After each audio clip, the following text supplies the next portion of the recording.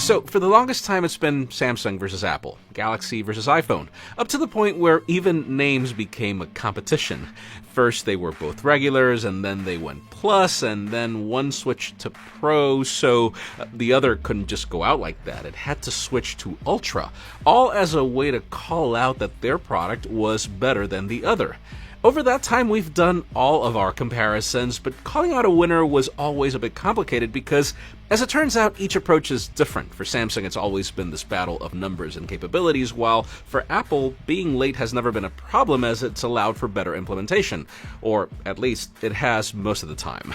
On one corner, we have the Galaxy S22 Ultra, Samsung's cream of the crop when it comes to its conventional and photography-focused flagship, and on the other, we have the iPhone 13 Pro Max, where for Apple, Pro has been this designator for camera capabilities.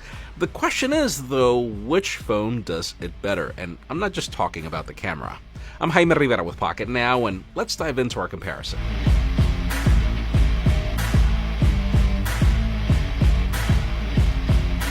Yes, feel free to accuse me right now of making an unfair comparison. I mean, seriously, if we were to look at price tags and features alone, this should be a battle between the S22 Plus and the 13 Pro Max. But since Apple has decided to jump labels and actually cram some Pro features into this lineup, it's fair to wonder just how Ultra is the Galaxy. To start, it's interesting to see how each company has such a different approach to a large phone. While Apple seems to value uniformity in its design language over ergonomics, Samsung is the complete opposite.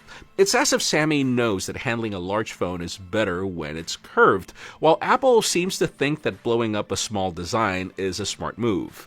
I wish I could even say that the curved borders on the Pro help in your palm more than the sharper corners on the Ultra, but even that digs less into your hand because of Apple's sharp edges. As a result, even if I prefer flat phones, this is one of those rare cases where I'm gonna give my points to the Galaxy. Surely, the iPhone is elegant and made of stronger stainless steel, but this also means it's heavier at 240 grams versus 228, and this is all while being 3mm shorter and 1mm thinner, albeit 1mm wider. That said, the Galaxy is no slouch as it brings Armor Aluminum and Gorilla Glass Victus Plus, which we honestly don't know if we can consider stronger than Ceramic Shield. Sadly, I'm not the drop test guy.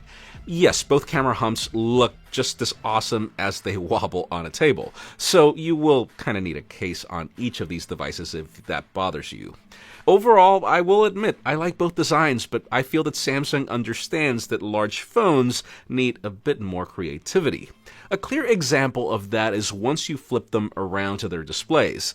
Sure, Apple reduced the notch on the Max, but it's still here. On the Ultra, the punch hole is barely noticeable, and the ultrasonic fingerprint scanner is only there when you need it. That said, once we consider display quality, it's come to the point where metrics are pretty much negligible. They're both gorgeous AMOLED panels with comparable pixel density, best-in-class color reproduction, and smooth 120Hz variable refresh rate. The differences do tip in favor of the Galaxy though, with a bit more contrast ratio, far more peak brightness for extremes, plus an always-on mode. Hey, that's not funny. The short answer I won't call a winner for speakers though, as each of these devices handles that pretty well. Are we there yet? Hey, that's not funny. But you know what? I think it's fair to call a winner, and that's the S22 Ultra. See, since day one, Samsung's first large phone came with a purpose, and that was to give you a larger canvas for the S Pen. And sure, Apple followed with a large phone nearly 5 years later, but I think they keep missing the point. Like previous Galaxy Notes, the S Pen is now tucked at the bottom, and it remains as useful as it's always been, with notes even while your screen is off, or a call to shortcuts while it's on. The added versatility also means less latency, and given the design of the tip, this almost feels like if you're writing with a Sharpie on paper. Some use it for art, other weirdos like me prefer to highlight these scripts, and others even use it as a virtual mouse. Point is, sadly the iPhone keeps missing on giving you more for your canvas. And I think the biggest problem is that this experience actually extends to the rest of the software experience. I'm not going to say that One UI 4.1 is better than iOS 15, but from a mere ergonomics standpoint, Samsung wins again. Having this larger canvas on the Ultra allows you to cram more information at once, or even multitask with various applications at once, while on the iPhone, well, let's just say there is a lot of wasted space. one app at a time, and even UI elements that force you to use two hands all the time, because this phone is sadly no different than even the iPhone 13 mini in that regard. The side menu shortcuts on the Galaxy also help you reach contacts and even your favorite app pairs with ease. Heck, you can even turn this phone into a computer with Dex if you wanted this to be your only device for everything. Now, in Apple's defense, I do prefer its taste for aesthetics. Stacking widgets together is pretty awesome, and their smarter approach to an app tray is also something I find superior. Little things like more granular focus modes, along with how social media applications interact better with an iPhone, is also a major reason why iOS remains preferred by certain demographics. Now, keep in mind, though, that when it comes to ecosystems, that's also a close tie nowadays. In other essentials, I'm going to call this a pretty close tie as well. Surely, the Snapdragon 8 Gen 1 on the Galaxy is made with a newer architecture, but the A15 Bionic continues to be a more powerful chip, whether we want to admit to it or not. The RAM is a conversation that's pretty much irrelevant, but just keep in mind that both devices start at the same storage, offer the same water resistance, the same 5G antennas, and where the Galaxy wins again, but by a hair, is in more advanced Wi-Fi and Bluetooth, faster charging capabilities, along with a larger battery, which in the real world you won't be able to really notice.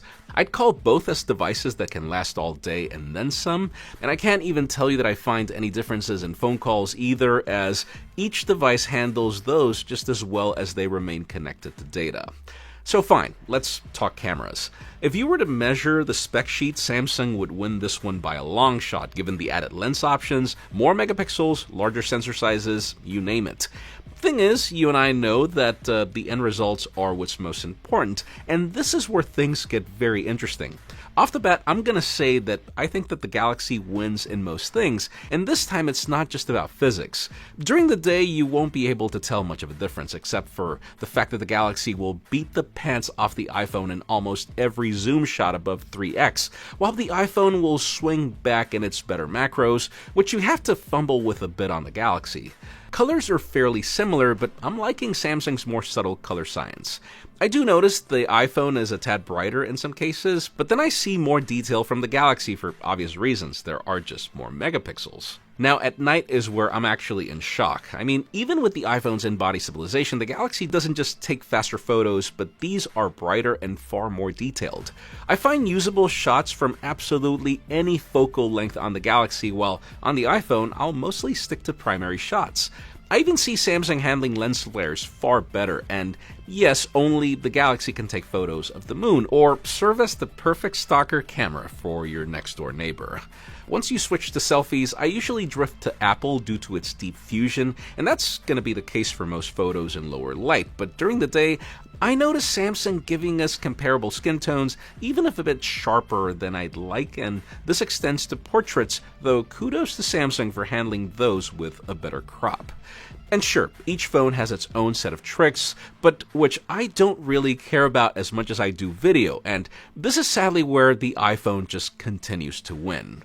I mean, sure, the Galaxy has all these epic zoom capabilities which are quite useful, but the iPhone handles detail far better, provides zero rolling shutter, and is comparable in stabilization, which are all the result of larger pixels since there's no binning in video.